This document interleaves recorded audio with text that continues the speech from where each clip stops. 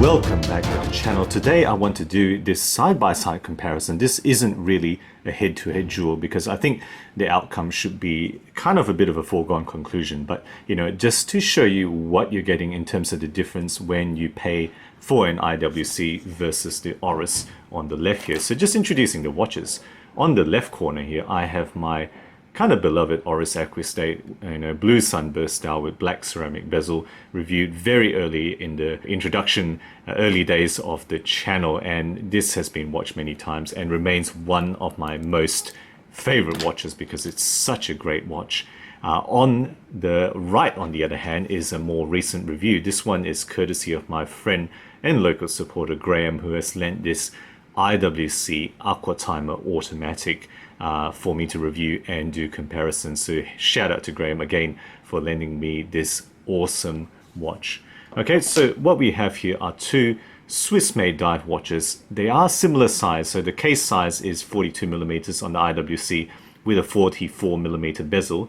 The case size on the Oris is 43mm, so very similar 316L steel from well-known brands at different tiers on the Swiss-made pantheon.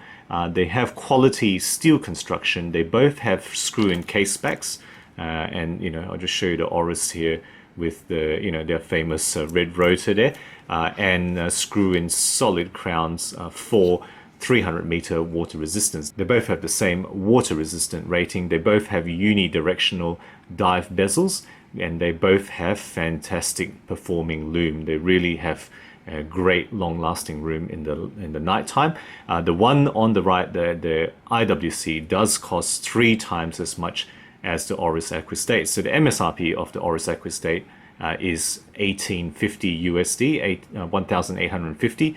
The realistic sale price is about $1,300, from grey retail, as compared to the IWC, which is $5,400 USD with a realistic grey retail price of around $4,300 or slightly more than that. So about 3 times the price of the Oris Aquis.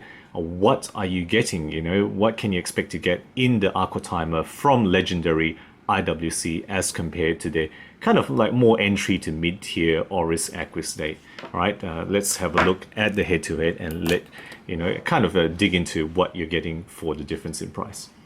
Okay, first up is Calibre.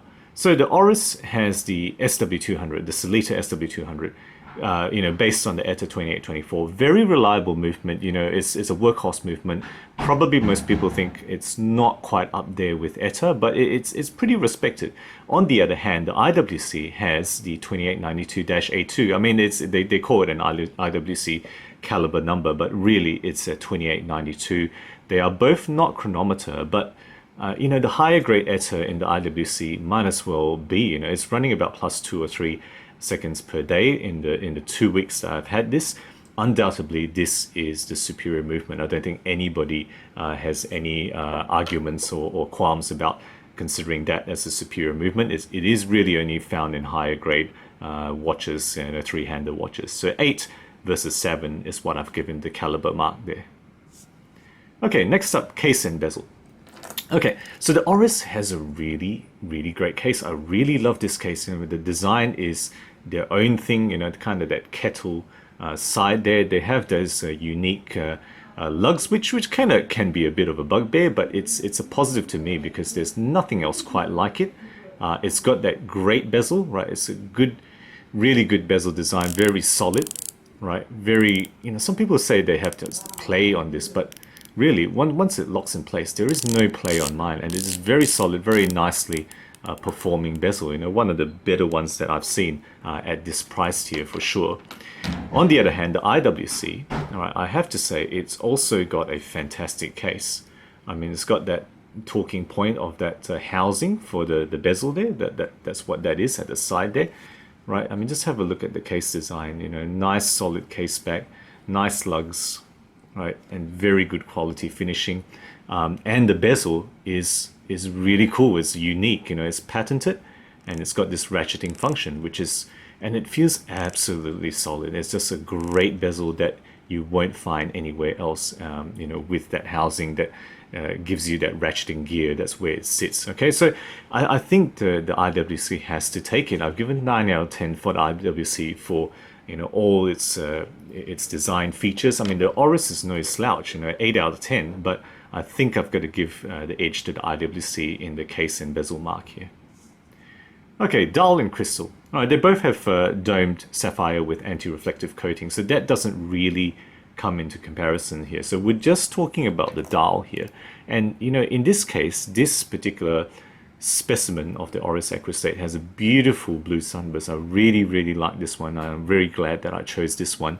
And it's got the simple elegance in the hands, in the markers, a really great dial, understated. They haven't put a lot on the dial there, just Oris automatic at the top and then just the water rating at the bottom there. Nice, simple, elegant, 8 out of 10 for me for the Oris on the dial and crystal. But IWC at the same time is also pretty nice and understated, right? It's got this, tool dial with quality applied markers, very nicely finished, polished markers, and very, very superb legibility. And that's really what this is out to do, is superbly legible. And I have to give it 8 out of 10 as well. It's really a very nicely done dial, even though it doesn't have the bling of the Oris. That's really what I think about both of these. I can't separate them. 8 out of 10 for both. All right, bracelets and strap. Now this is quite interesting. Now the Oris bracelet is very, very good. I really like this. It's very solid. Unique lug design, screw links, and a very, very solid clasp here with a solid dive extension. No, almost no expense spared, I think, in terms of the manufacture of this bracelet. It is really a very good bracelet. 8 out of 10 on any day for me. This particular bracelet with the finishing and solidity that it has. The IWC, on the other hand, this comes with a rubber strap. Now I've got this on this single pass seatbelt NATO from VARIO. Really, this is where this is from, just to let it rest on the table easy. So I really like how this is very easy to change out, and that's what IWC allows you to do with its quick change option. So I'll just show you the actual rubber strap with the proprietary quick release system and quick insert system. It's really so good, so much exacting tolerances here that allows you to just hook it on and push it in, and there we go. It is just in and solid. And that's the rubber strap here. So the rubber strap itself is simple, right? It's got texture, but it is of, I think, good quality. And then this buckle is probably the best buckle I've ever seen, because it's got polished as well as brush finishing, and 10 out of 10 in terms of the quality of the finishing here. So even though it is actually a rubber strap, I have to give it 8 out of 10. If this came in the bracelet, this would be close to a 10 out of 10 bracelet. If you take a look at the quality of the bracelet with its quick release, quick change system, that would probably be a 10 out of 10, but that would have cost $1,000 more on MSRP. So in this case, rubber strap does get 8 out of 10 for both the bracelet on the Oris and the rubber on the IWC. Okay, quality wise, now look, they are both great Swiss finishing. Oris is absolutely no slouch. It is very nicely done, but I think the IWC just edges ahead overall because of the fit, the precision tolerances, with this bezel, the way they have to make it, the way that they have to design that and engineer that, the tolerances must be so precise, to do that. Not to mention also, these quick release kind of system here, that has to be very exacting as well. And the finishing as well, the transitions between brushing and polish, the sharpness of the brushing, you can take a loop to this and see that it is absolutely perfect. I mean, the Oris is very good, don't get me wrong, it is a very, very good watch, and it's essentially perfect as well, except I think IWC has to do more to achieve what they have done, particularly with the patented designs on the bezel as well as the quick release. So I have to give the edge again to IWC here. So 9 out of 10 versus 8 out of 10 for the Oris. Okay, style. Now, this is the most subjective category. I think the Oris is slightly more restrained, yet has an undoubted sports watch presence on the wrist. But, I think the IWC is similar. I'm going to give it the same mark, because whilst it is bolder and brasher compared to the Oris, yet it does have an understated black and white. You know, I really like the style of both of these. They're quite different, right? They're dive watches, but they're quite different in terms of the execution. And I like both of them. 8 out of 10 easily for me for both of them. I'm not going to separate them, you know, on the mark, on the style here. But, you know, let me know what you think. You might like one or the other more. Okay, performance. Now, the Oris is easily one of the best tool divers I have ever seen, with the exception of the Omega Planet Ocean, which I did a review on before. You know, it's just such a great performing loom, great bezel, great strap, and you know, metal bracelet functionality. You know, just good design. Look at that, you know, crown guard. It's just excellent all the way around. But I have to say the IWC is easily as good. You know, great loom as well, great functioning bezel, same level of water resistance quality. You know, despite the fact that it is a luxury watch, it does cost you know the better part of $5,000 or more. It does have a very solid feel, and the loom is, I have to say, they are on par. They are just as good as each other, the Super Luminova on these watches. So I have to give them both 9 out of 10. Even though I expected the Oris maybe might edge ahead, I have to say this is every bit as good. 9 out of 10 for both on the dive performance there. All right, durability. Similar story. You know, I think they are both very solid steel divers with no compromise on the construction.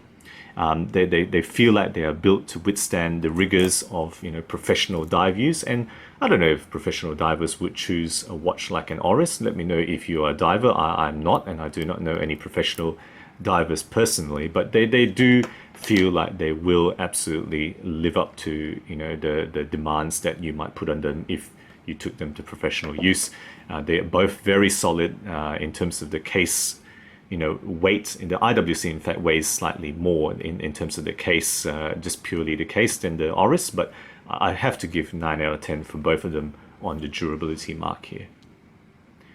All right, nearly there, guys. Value. Okay, I think they both have very clearly defined value, right? Swiss-made watches, good quality. You know, the Oris does have an inferior movement, I think. You know, it is a Solita, pretty reliable movement, but in IWC, you're getting increased quality, a better movement. You're getting, you know, I think no doubt the finishing, the proprietary design of the bezel, as well as the quick release. You know, you're getting some edging here for sure, but overall, bang for buck for what you get, I think the Oris does take it, because, you know, at $1,300 or less, I think you're getting a lot of Swiss watch there in terms of the value. So I'm going to give the mark to the Oris here. 7 versus 8. You know, the 7 on the IWC versus the 8 for the Oris on the value stakes here. Okay, lastly, brand. Okay, hopefully this isn't controversial at all to you guys. You know, Oris, I think no doubt they are quite respected. They have the street cred of remaining one of the few fully independent companies. You know, they run their own thing. Yes, they do source external movements, but they run their own design and they do their own thing. They don't copy anybody, and I think people respect them for that. And I'm giving 8 out of 10 for Oris. But IWC, I think it has to be one of the most established names. You know, I think easily the top 10 for many people, I think, would come into mind as IWC, as you mentioned, watch companies, maybe top 15. But they are definitely one of the more established and recognized names, not to mention 150 years plus of history now. I have to give 9 out of 10 on the brand stakes for IWC. I think anybody probably would, right? You'd give an edge to IWC for the quality, for the standing that they have. Oris, no small thing, you know, no small achievement to get 8 out of 10, but I think fair enough, I have to give the mark to the IWC here. Okay, so what's the bottom mark? Again, this is not a pure head-to-head, it's just really talking about what you're getting in the difference in the price that you pay, you know, 84 versus 81, but really it's not about the mark, it's about just exploring what you're getting in terms of the difference here. So in summary, 3 times the price. I think no doubt that you're getting much more watch in the Aquatimer. Clearly, IWC has achieved some unique features with that patented bezel system, the quick release strap, and they offer great overall design and superlative quality. I really think that about this watch. Oris really, truly remains one of my very favorite watches. Solid performer all round, and one of the best tool divers I have ever yet seen, you know, ever yet featured on the channel. Yet the IWC manages to go toe to toe with the Oris despite being more of a luxury brand. So, you know, that's what you're getting for nearly 3 times the price or over 3 times the price, depending on where you shop. Let me know what you think, guys, of the head-to-head comparison here between the Oris Aquis and the IWC Aquatimer Automatic. Really like to hear what you think of this particular comparison. Guys, if you enjoy my videos, do consider subscribing. I put out new content every week, always aiming to be objective and unbiased about all things horology. Thank you again for sticking with me, and as always, I'll catch you guys again soon.